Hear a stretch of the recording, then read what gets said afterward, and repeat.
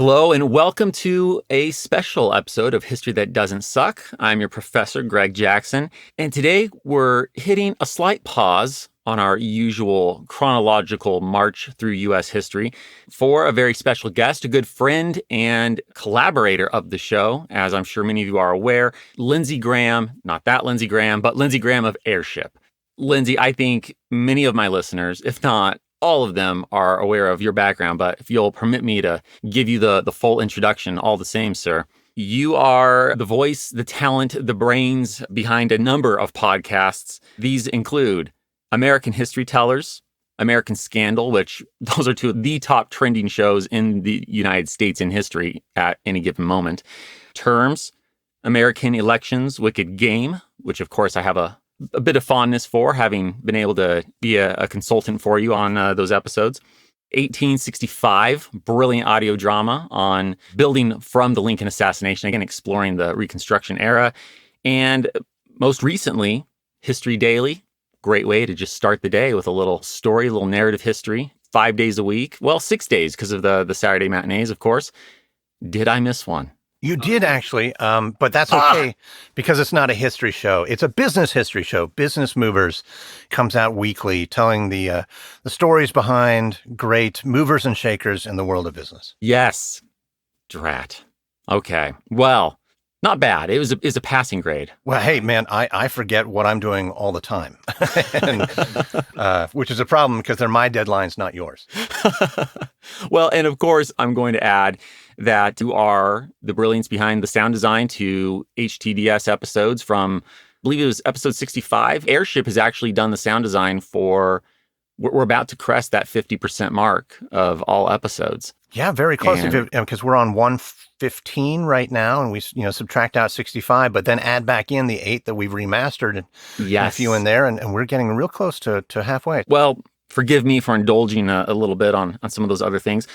We were having a conversation the other day, and it kind of led to discussing that oft-repeated theme that those who cannot remember the past are condemned to repeat it. So we're going to go ahead and broach that today, and of course we'll lean a bit into the progressive era, into Theodore Roosevelt, because I always love tying everything to where we're at with History That Doesn't Suck, but we won't limit ourselves to that either. So with that, we'll go ahead and soldier on, shall we? Yeah, so I came to you with this question because I was asked the question, this famous aphorism, and we should probably try and get it straight, that it was George Santayana, a Harvard philosopher in 1905, that probably came up with the phrase first, but it is said by everyone as kind of an evidence for their particular viewpoint on whatever might be happening in the current day. And it also has, some implicit assumptions packed into it that I think we ought to explore here.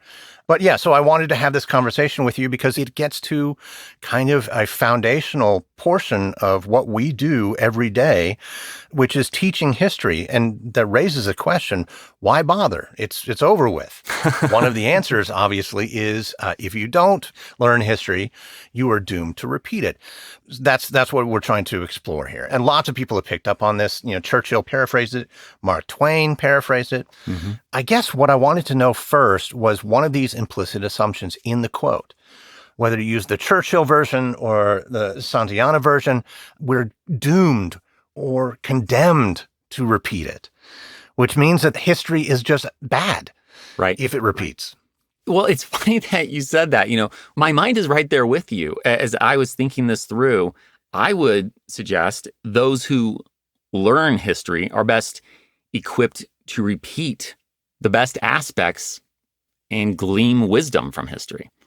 It's kind of been a thing for years, at least in my life's experience, where people love to talk about the fall of Rome and they want to make a comparison to the United States. Where's America at on the life cycle of Rome? And it is very much always this kind of doom and gloom scenario. And yet, as I think about a number of the figures and eras of U.S. history that we've even covered here on History That Doesn't Suck, well, one of the things that I enjoy about history is learning from these past figures. And sure, that includes the cautionary tales, but I like to look at the good habits, the good ideas, the good practices that I see and incorporate them into my life. And I feel that's a lesson that can be applied on a national level or, a corporate level. If you're a business, whatever organization you might be thinking of. Anyhow, that's where I land, Lindsay.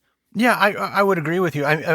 Also understand why condemned and doomed is kind of in the parlance of the aphorisms here, because, well, if we look back at the facts of human history, everyone has died. And most of the time, it wasn't really pleasant. And if we look at any sort of metric of human happiness or progress, right now is a really good time compared to any other time. It is. So, if we think about history as a portion of the past, repeating that in any mirror version of it would be a bad idea, because it did literally suck then. I mean, it really depends on how Hobbesian you want to be here, how nasty, brutish, and short it really is. But there does seem to be a progression of human activity towards a better condition. But this quote seems to indicate that we must be aware and understand the bad conditions, lest we repeat them. That's probably true. Also, I kind of think that as people living complicated lives, but with brains that can only really capture simplicity, that we look for patterns probably too much. Yes. And we will see these shadowy similarities between certain events, and they will leap out at us that we must not do what we did then, else the exact same thing happen, even though it's impossible. So to tell our audience why this came up, I was asked by an organization to write a little essay on this particular thing. People say history repeats. Why is that? And why does everyone say that, regardless of what they're trying to prove? And I think my argument is more pessimistic than your initial thought here. It's that history does not repeat, but people do. Over and over, people act like they've always acted. They have the same impulses, the same needs, the same desires, the same need to claw their way forward in the same way, and all the same biases and limitations of our intellect and perception. So no wonder if you've got a couple billion of these machines all designed the exact same way that they were 40,000 years ago, that they would keep doing the same thing. That it would be insanity to think that there would be an enormous improvement. Yeah, but there is improvement, isn't there? So we have to explain that. As a group of human machines, all designed and built the same, with not too many upgrades, we have upgraded our life and ability to live on this planet. We have to reconcile that. I think that's really the crux. You did mention Mark Twain earlier on. The sentiment is attributed to him. It's effectively that history does not repeat, but that it rhymes. Everything you're saying there, it brings that to mind for me, because you're absolutely right that we're programmed the same way. And I do think that is to our detriment, that sometimes in present discourse, we seem to forget that when we look back on past generations, that what might seem preposterous or ridiculous or improbable in terms of things that we would do today, the hard and painful truth is that if you took an individual from today and you dropped them decades, hundreds of years back into the past in whatever society, well, you'd probably end up with the same behaviors. It speaks to having those same desires, but I think it also speaks to the power of our societies, that part of the equation is the group or tribal nature of our species. We don't exist in silos. I think that's part of where we can explain some sort of forward movement. So the key ingredient, I suppose, for that forward march that I very much agree with you on. All the troubles that exist in the present, that's not to make light of them in the least, but when people ask me, when would you like to have been born? There isn't some romanticized past that I long to have lived in. This is the most secure, safe, and prosperous era in which one could live. That is the outlier, the differential aspect, is the society into which a person enters the world. Obviously, that's moving forward in some sort of way that helps us not full on repeat to go to the same. Yeah, I think you have to think of a societal progression as constructing a ladder. It's a simple machine, a ladder. And as you install each rung, you're able to climb higher. And there's really no need for new technology or new insight, and very little ability for rungs to deteriorate or destroy themselves. You're always able to climb higher on the backs of every previous generation. But let's go back to the original intent here. Mm-hmm. Why does this aphorism ring so true for so many people if we kind of know that there is no repeating of history. We're always improving, but there is this popular conception of a fear of replicating the fall of Rome or who knows what. I mean, the collapse of the Mayan Empire. So I'm trying to, reach for something that's not, so Westernly focused.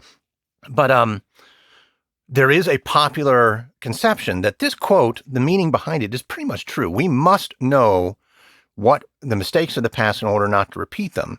And yet we're kind of developing a thesis that people are the same and the institutions of society is a safety net. Right.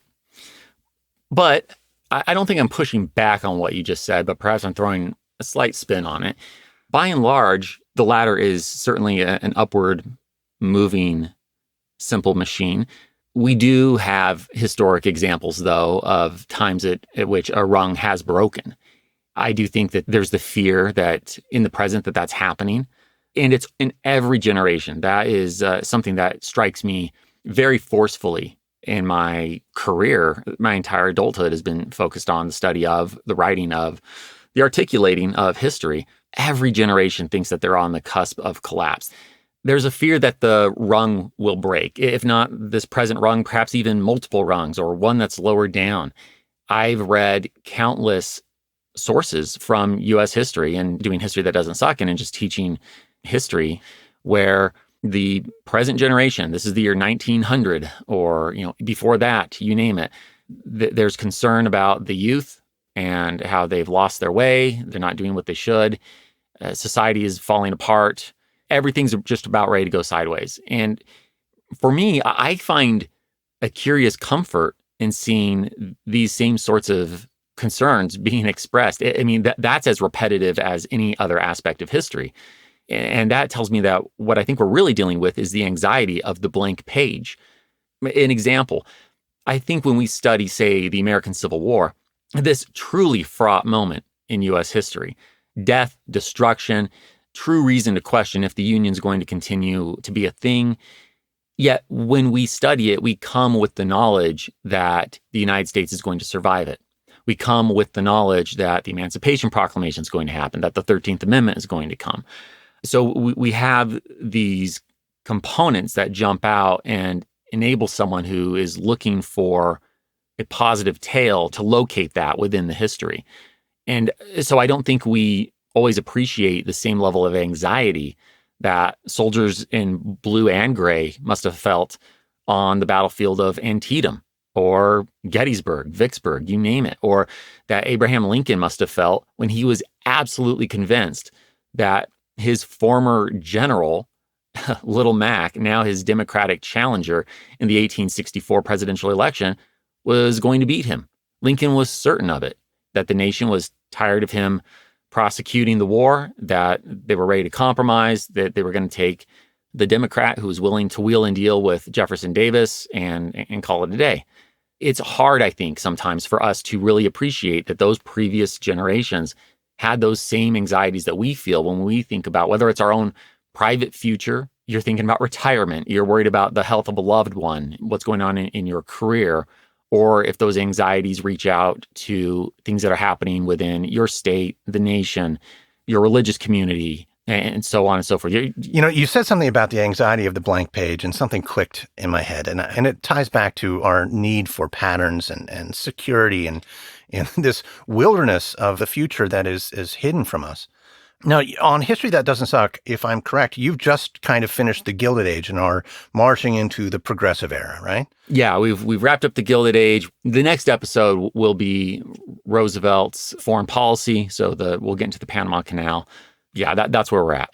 So it strikes me that this is actually a probably good period to be studying in this conversation, because as we've gone through our turbulent political climate in the United States now, and especially, a technological and ecological and even immigration concerns all seem to be pointing to a similarity to this very same era, the Gilded Age moving into the Progressive Era, in which the United States faced enormous pressures and changes, just fast-paced, nation-shaping changes that happened in half a quarter of a generation.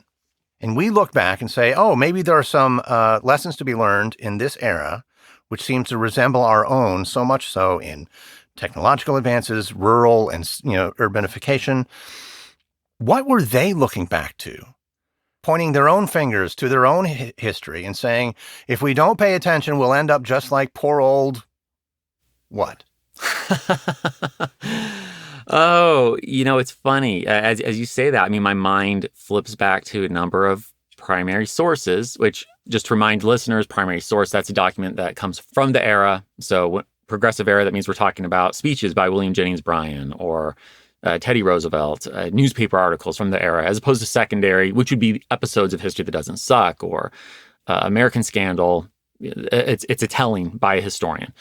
So everyone, I'm actually going to kind of invert your question there, Lindsay. The thing I saw the most in writing those episodes was everyone aligning themselves with the previous generation's heroes.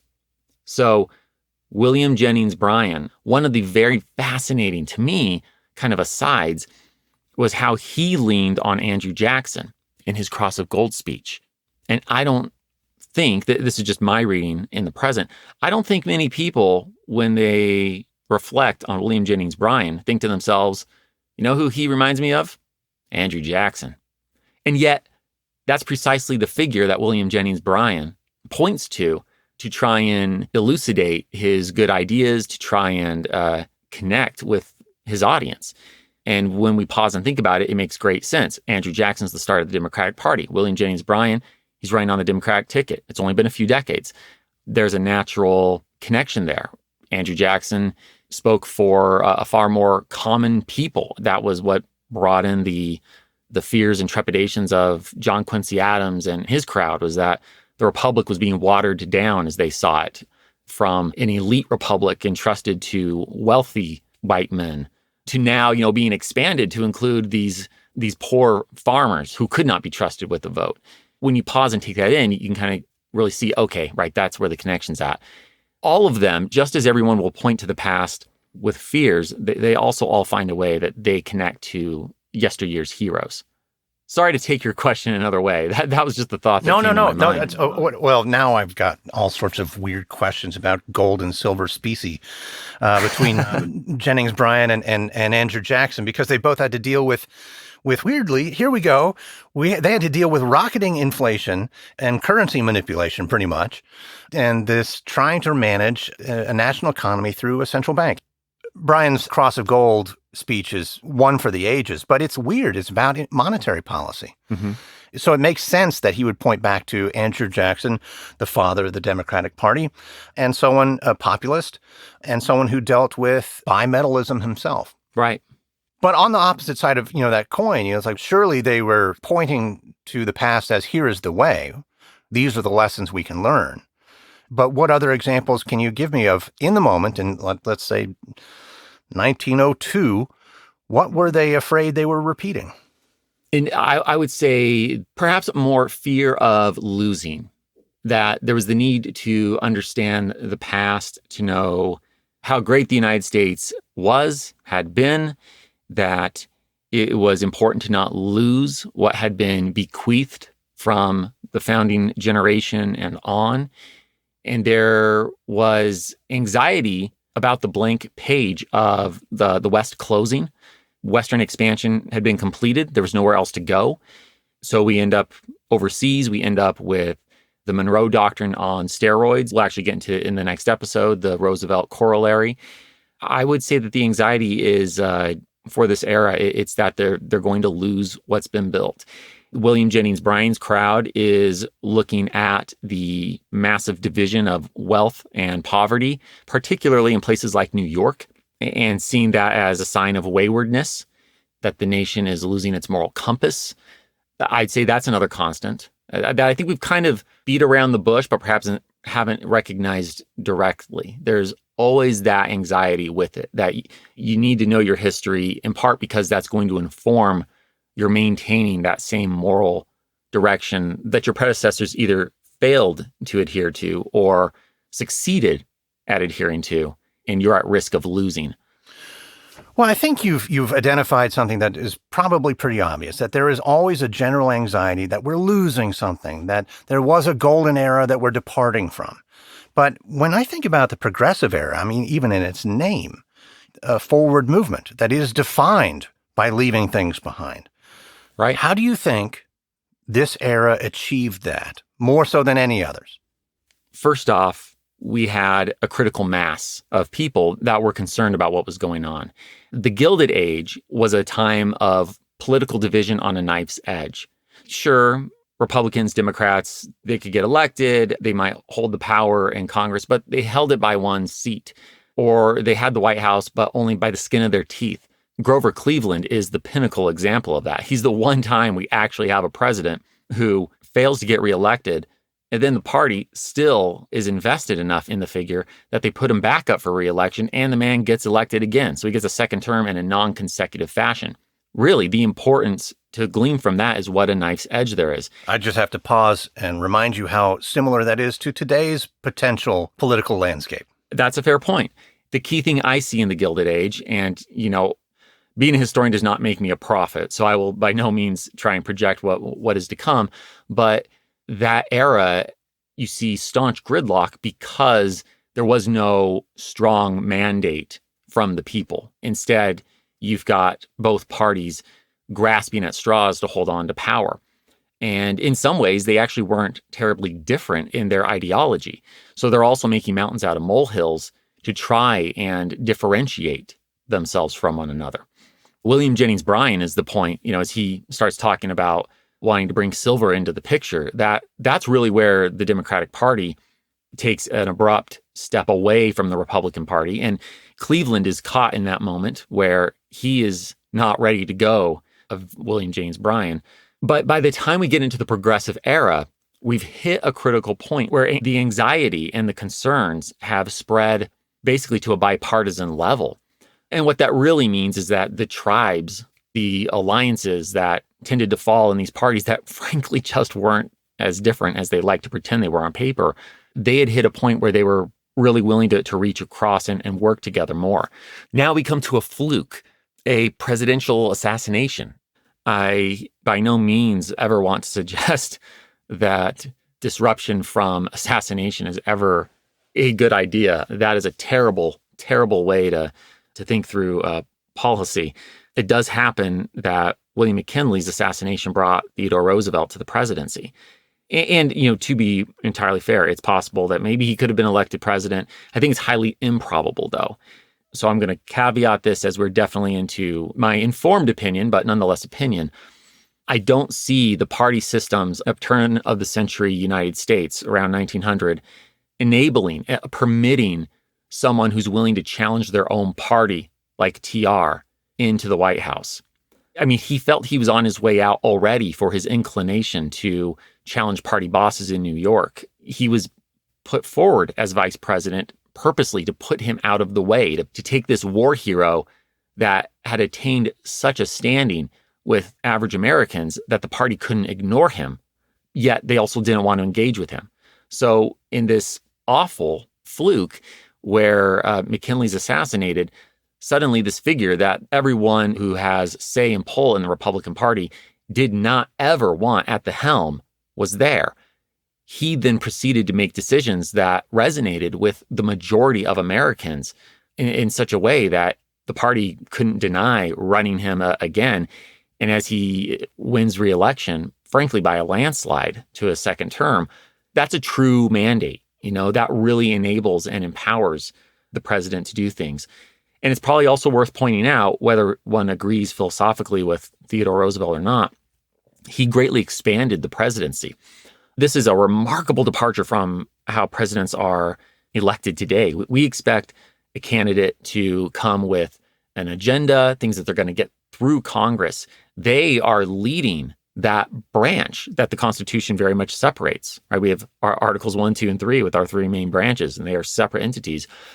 And for the first century and a half of U.S. history, the thought was really that the executive executed the laws of Congress. I mean, both Jackson and Lincoln were accused by the detractors of abusing their powers, but nobody came in like TR and said, Well, the Constitution doesn't prohibit me from doing A, B, or C. And since it's not prohibited, that means I can do A, B, or C. If we were to rewind all the way to George Washington, you have Washington looking for explicit permission to do anything in the Constitution. So it's a very different mentality. So we have a figure in the White House who is leading in a very unprecedented way and has cut through the usual barriers, not through his own doing, but has nonetheless broken through the usual barriers that would have kept a figure like himself from the White House. And these lightning strike sorts of shifts, I think, were instrumental to the progressive era. And that isn't to dismiss, of course, the groundwork that's being done by WJB and other figures, down to the muckrakers who are writing insightful, well-researched pieces that are opening the eyes of the American public and getting them to consider things that they've never thought of or known about before, whether that's the fact that there's fecal matter in their bread in New York City, or that the meat they're eating from Chicago is absolutely disgusting, and so on. When you have a major shift, Lindsay, in history, you do have to look for what mechanism came into play. We've spoken of machines. I think you've used that term very effectively in this conversation. A wrench has to be thrown into the machine that oddly ends up doing good, or there has to be an innovation. Well, I think we can all agree that if there were a Mount Rushmore of presidents, then Roosevelt would be on it. You know, I'm going to go ahead and say that, yes, in the hypothetical situation that a Mount Rushmore is made, I think TR should be among those visages.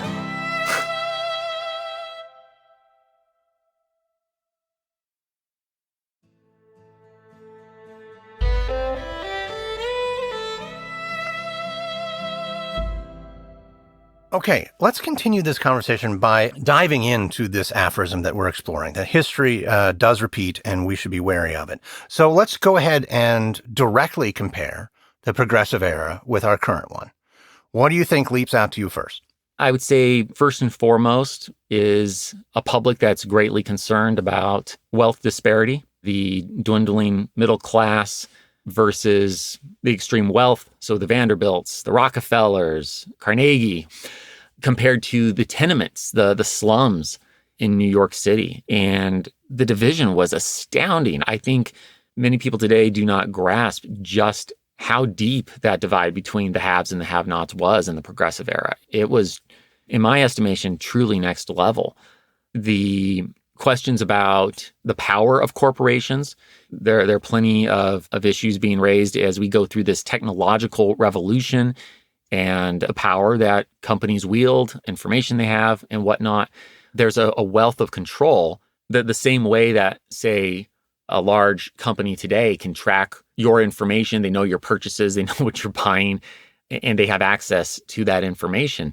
If I can draw an analogy, tell me if you think this doesn't land, Lindsay, but the railroad's kind of your internet of turn of the century, early 1900s America. It's this web that brings the nation together. You've got people with their Sears catalogs making their orders. Things are delivered through them. Obviously, apples and oranges on so many levels, yet the companies that control the railroads have a lot of power over the lives of individuals. And I might suggest that it is stamped in the DNA of pretty much any American, whether you're first generation or your family's been here for many generations. But when we think about the Bill of Rights and the idea that we have privacy, these are concerns that I think you'll find they surface anew with shifting technology and innovations and power dynamics in every generation. Immigration. I'm actually in the midst of researching right now an episode on Ellis Island. So I do happen to know off the top of my head that in the first decade of the 20th century, thereabouts, roughly 2 million Italians came to the United States, and that's just Italy. The poor of Europe pouring through Ellis Island and other entry points into the United States both brought concerns for some who are nativists that were concerned about the impact that might have on the nation's culture, to the sympathetic individual who is concerned about the health and well-being of immigrants packing themselves into just frankly god-awful conditions, trying to have an entire family live in one room of one poorly built tenement building with poor access to food and whatnot. So topics of concern and similarity between then and now are wealth disparity. And I think that's probably clear. I mean, we have the same concerns and anxieties about Bezos, Musk, and Zuckerberg. And each one of those commands a new and surprising dominion. They are largely monopolistic, or at the heads of certain industries that are approaching monopoly. And we are concerned about how they've infiltrated every aspect of modern life. And along the way, accumulated obscene amount of wealth. Gosh, we can go back a bit and think about when it started with the Occupy Wall Street movement, that there is a legitimate concern that not just with the ultra mega billionaires at the top, but that there is a carving out of the middle, something that has been not seen in terms of real numbers, the data of it since the Gilded Age. So we'll put a check by wealth disparity. Another similarity would be new technologies, the railroad and telegraph. Well, I think even though we've had the internet for, decades now, the ubiquity of it, and then also smartphones in the last, 10, 15 years, plus with the rising eminence of AI, it's become more than just a dot-com bubble or any new technology. It is a defining aspect of the era. I might point out, I think you actually make a good point there, that even though that technology had been around for decades, by the time we get to the Gilded Age progressive era, the ubiquity, I think that's kind of a turning point that we see in both of these moments, where the internet, we have a generation that's grown up with the internet. It's been around now, and it's that ubiquity. It's that moment where the old ways really die. You cease to be able to do things in certain ways. Payphones are a true rarity now. So if you had a proclivity to rely on payphones when you're out and about, you can't do that anymore. It's no longer a duality of options for you. The infrastructure itself of the world has embraced this new space. And that's the same thing that we have at the Gilded Age / going into the progressive era, where the railroad, sure, it's been around, for decades. The telegraph has, long since put the Pony Express out of business, but it's everywhere. Everybody has access to it now. I'm just doubling down on that similarity, I suppose. I don't know if I can put a big check next to immigration, though. Certainly not by the numbers, by percentages of the influx of new immigrants to America versus the existing population. Those were shocking numbers in this era that cannot be matched today. Now, maybe I put a check against the similarity in fears of immigration, that they are held as strongly and as broadly in today's American population as it was then. But I don't believe the numbers can't support it. We would have to have 30, 40 million immigrants a year to match what was happening then. Well, I think you're right on that. And to clarify, that is indeed what my intent was. The parallel that I see is absolutely disconnected to what the immigration rates are, but rather that it's a major part of the public discourse, that on both sides of the issue, you have those who are concerned about the well-being and those that have major concerns about the fact that immigration is occurring and the impact that immigrants may have on the nation. The next category of similarity that you didn't actually bring up, but I wrote down as you were talking, was this sense of political division, that we've never been more divided. Now, of course, coming out in 1890, 1900, there is fresh memory of the Civil War, in which the nation was never more divided. But talk to me about the popular opinion of political factionalism then and now. Well, the wounds of the Civil War are still plenty fresh. You have people like President William McKinley, who is not excited about going into the Spanish-American War because, as William Tecumseh Sherman put it, right, the Union general, he knows that war is hell. He's lived through it. He remembers that. He was there at Antietam, that 24-hour period that has seen more Americans mowed down in gory violence than any other single day, even now in the 21st century. But part of the shifting that we see in the progressive era, it does bring significant division. If we push past William McKinley, we get again to our much discussed Theodore Roosevelt. And this is ahead of where HTDS is, but a fun little sneak preview, I suppose, for listeners who don't know about this. He's ultimately going to run one of the most successful third-party candidacies in American history. He leaves the White House, a very popular president, feels that he's handed the baton off to his chosen successor, Taft, but then Taft proceeds to fill his role in a way that it's not up to snuff in the eyes of Roosevelt. So he comes back and takes another crack at the White House. And frankly, Woodrow Wilson really only becomes president because the Republican Party is so divided that you've got a number of Republicans who could never fathom leaving the party. They're going to stick with the party. And that carries with any political label. So there's no way they're going to abandon Taft, even if they like Teddy. Meanwhile, you've got others who are going, well, yeah, Teddy's what we want. This is the progressive era. There is this movement, and it just completely divides the Republican Party in two, allowing Woodrow Wilson to sprint ahead. It's one of the most unique elections in American history. And so, of course, we'll be doing a full episode on just that election in the near future. Yeah, I don't know how many people are looking forward to our most recent upcoming, presidential election, because it promises to have plenty of surprises. But I think it's undeniable, no matter how you look at it, that the current Republican Party is one divided against itself. And it will be interesting to see how these allegiances to either the party or individuals within them shake out, because the potential is obvious that it could be another Woodrow Wilson or even another Abraham Lincoln, who also benefited from a divided party, opposition party, that something disruptive happens. It should be a very simple thing for us to wrap our heads around, but I think it's often lost on us that significant change, whether you like that significant change or you don't, there's got to be a significant disruption that comes before the change occurs. When you do the same thing, you're going to get the status quo over and over.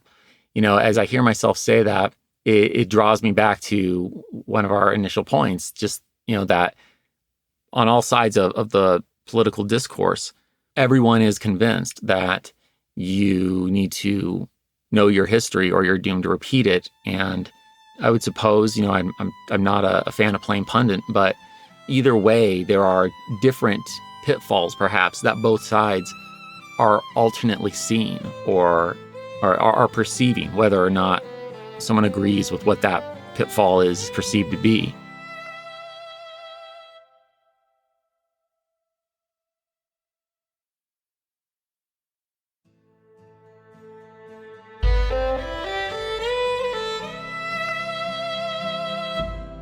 Let me ask you one final category of similarity, and this one's interesting.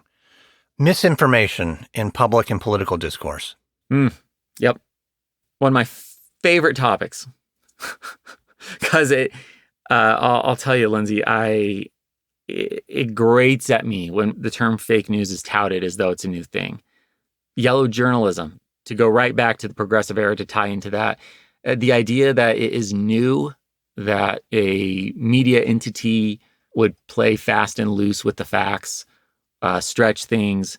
That's been done from time immemorial. One of the great casualties, I fear, is that for some, that can then lead to us being so jaded that we misconstrue every source as being equally invalid, that they're all fast and loose, when there are, of course, careful journalists who do a very good job.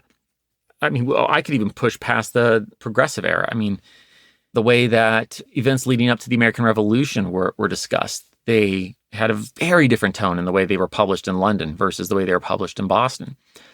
And that's not unique to the American experience either. It's always been the case that there are those that hold themselves to a high standard and are going to maintain that their integrity must supersede any other agenda. And then you're going to have people like William Randolph Hearst, who, in his desire to oust Joseph Pulitzer as the king of the mountain in the New York publishing game, and in his interest in pushing the Spanish-American War, though it is fair that to point out it's often overstated his influence. He likely did not single-handedly bring that about, as much as he might like that narrative. But it's always been there. And the need for people to be critical thinkers and assess their sources, that has always been present. It's always going to be present. I think the interesting consideration there is the democratization of sharing information in the present. Now, that would be a change in the system as a whole, that our simple pattern-seeking brains, are rather unchanging, by and large, genetic pool is having to deal with in a new way. But we're still just seeing yet another manifestation of something that humanity has lived through from time immemorial. We've been talking at length about similarities that absolutely exist between our age and some other age, but we've also kind of looked at this idiom and said, well, it's not exactly true. The history doesn't repeat exactly. Twain might be the most correct. And the lessons that are available to us in history are ones that are much more person-oriented, individual-oriented, because the complexity of the planet and our societies will not allow for the exact circumstances to repeat. But I want to, and I don't quote Marx often, but he brought something up, and I wanted to get your take on it, and we'll leave it at that. So Marx remarked, talking about philosopher Hegel, that Hegel had said somewhere that all the great world's historical facts and people appear twice. Right. But Marx said they appear twice, the first as tragedy and the second time as farce. What do you make of that? Well, I always find Marx is best understood in his historical context, which I suppose we could just say about every single philosopher. But he was, in this case, he was writing and thinking specifically about Napoleon III, which HTDS listeners might have some familiarity with from the Statue of Liberty episode, where I couldn't help my Francophile self from giving a brief rundown on modern French history. So Napoleon III, the nephew of l'Empereur Napoleon, Emperor Napoleon's nephew, and France has gone through this massive cycle from its 1789 revolution to just being all over the place as to whether it's an empire, it's a republic, it's a constitutional monarchy, and so on and so forth. And Louis Philippe, he's been elected the president of the Second French Republic, and he can't be elected a second time per the Constitution. So he goes ahead and ends the republic. He makes himself the emperor, styling himself after his uncle. So this is the precise thing that has Marx thinking about repetition in history. And what he is seeing is, in his mind, right, the tragedy play out was the rise and fall of Emperor Napoleon, and now the farce is his nephew, who's basically playing at being his uncle. All that said, I mean, I do think at the end of the day, I land with Twain. I think that that's a really witty and fun kind of take, partly because it does highlight that there isn't an exact repetition. There's never an exact repetition. You know, an interesting thing about this conversation is that I do get lots of emails and tweets, asking about similarities between Gilded Age, modern day U.S., and as we pointed out, the similarities are there. I don't know if I'm going to say that the Gilded Age was the tragedy and that we're the farce, but that idea hits at the same thing on some level that Mark Twain was getting at, which, again, I like his precise phrasing that it doesn't repeat, but it rhymes. That hits home for me. I do just have to ask, Lindsay, I know which Churchill quote I have in my mind when you referenced him at the beginning of things, but I'm wondering if we have the same quote in mind. Do you happen to have that language in front of you? Or well, the one I know of is from 1948, in which he really just paraphrases the original. Those that fail to learn from history are doomed to repeat it, but more jowly. Yeah. So he has another quote. It's a click out, but it's one that's stuck with me for years. And that I'll just say I'm going to paraphrase because I'm sure I'll get a word off. But it was study history. In history lie the secrets of statecraft. And when we think about it doesn't matter what someone's, whether they're liberal, they're conservative, whatever their vantage point is. I really do think that in the study of history, you do come to better understand the shortcomings of your own ideologies, maybe question your ideologies, and come to better appreciate those ideas that perhaps you disagree with, but maybe you can come to better understand how it would attract someone or how it has attracted people in the past. So I guess that gets away from the idea of repetition in history, but perhaps highlights the value in it and the role that it plays in, I would say, sure, statecraft is important to diplomats and prime ministers and presidents, but it's also important in a democracy to every citizen, that everyone have some understanding of their civics, of where things have been, so that they can better understand how we got to where we're at. But whatever someone's view is on whatever issue you might be discussing, you'll always have a smarter take and have greater nuance with the study of history. I'm glad you actually ended on Churchill and that particular quote, especially because it reminds me of one of my favorite quotes, also from a World War II hero, Dwight D. Eisenhower, who doesn't mention history once, but I think you'll hear the same sentiment ring. Eisenhower said that he always found that plans are useless, but planning is indispensable. The history may be useless, but the learning of it would be indispensable. And that resonates with me. Yeah. I often tell my students at the end of a course that I don't expect them to remember the date that X event occurred. Yeah, I don't expect them to remember the exact definition of the Roosevelt corollary, or what were the dates that we used to define the Gilded Age. Frankly, don't expect you to remember it. Don't know that it even matters that you remember it. That's not crucial.